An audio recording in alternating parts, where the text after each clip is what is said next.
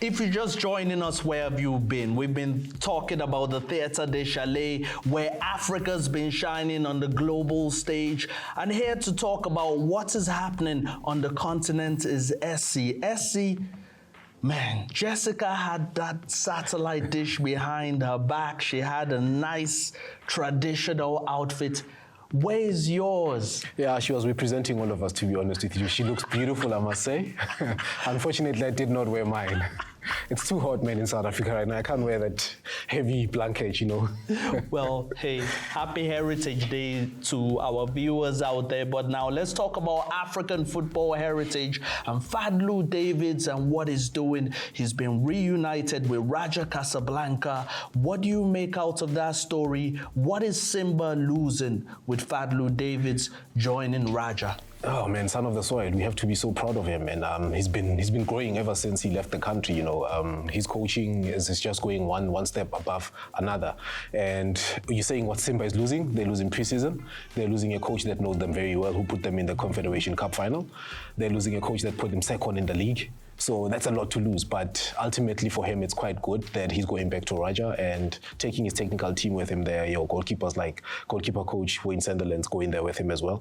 So it's a good space for South Africans to find themselves and to be in that situation, because it helps our football to grow even further. We have more coaches to look at when we're probably looking at a coach that needs to be a national team coach.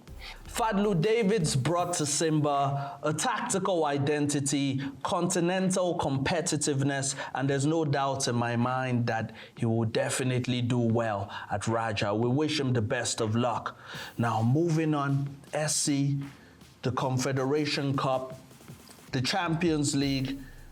I've made an observation that pyramids have been missing in these qualifiers. Yeah. What's going on?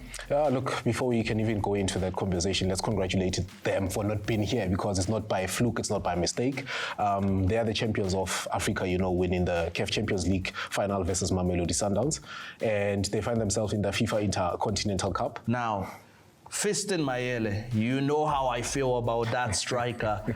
For me, if it was left to me, he would be playing for Real Madrid. He's so clinical. He scored 3 goals. What are we talking about? So he'll be benching Mbappe. Yeah. But nonetheless. Yes, he was on fire in that game. Now, speaking of fire, let's talk about what has been happening in the Champions League.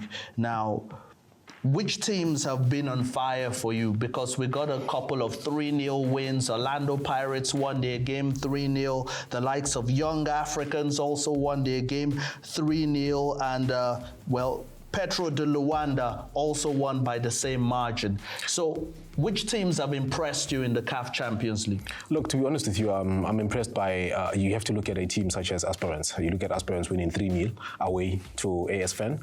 That tells you that this is a team that's going on the rise again. And I think there's a lot that has been said about this team. They've lost a couple of players. One South African, Mugwana, has left the team on loan.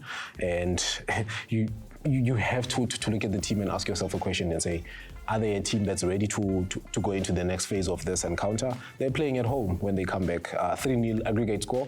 I think they've wrapped it up enough. Also, you have to, when you walk away from that fixture alone, you have to look at a fixture such as Orlando Pirates as well.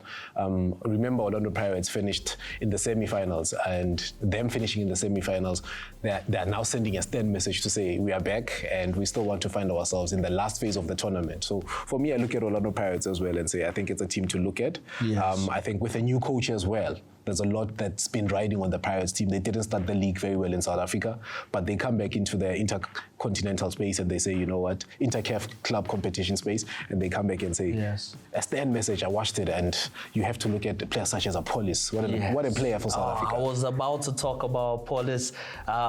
My favorites on the continent is Fiston, is Apollos.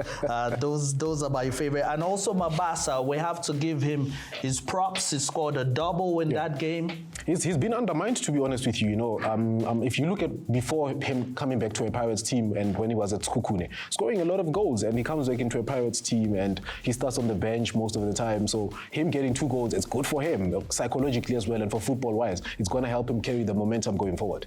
Thank you so much, SC, for sharing your thoughts on that. So we've just spoken about the Champions League, and we're about to get into our conversation on the Confederation Cup. I'm sure you want to know what's happening with Kaizer Chiefs and also who makes the list for my Diamonds this week. Stay tuned.